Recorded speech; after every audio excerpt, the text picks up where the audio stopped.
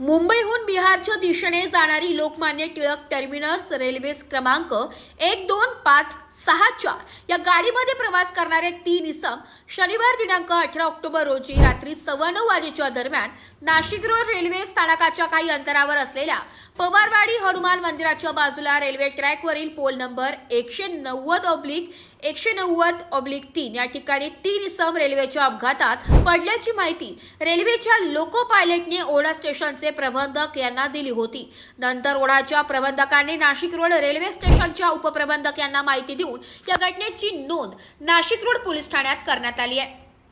या घटनेनंतर Nashik road police ठाण्याचे वरिष्ठ पोलीस निरीक्षक जितेंद्र सपकाळे यांनी पोलीस अंमलदार यांना सूचना देत घटनास्थळावर रवाना करत कारवाई करण्याचे आदेश दिले।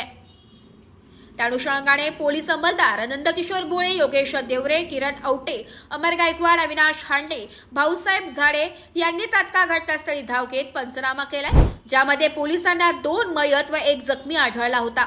पोलिसांनी मयतनामे भाबर मानसीन भाई मधुभाई वय वर्ष 25, जोगदाभाई लालचंदभाई अमलियार वय वर्ष 39 हे दोघेही राहणार दाहोद राज्य गुजरात असे असून पोलिसांनी तात्काळ मयत यांना जिल्हा रुग्णालयात रवाना करून जखमी जिमालभाई सयाभाई अमलियार यांना पंचवटीच्या सिल्वर मल्टी रुग्णालयात उपचारासाठी दाखल केले होते।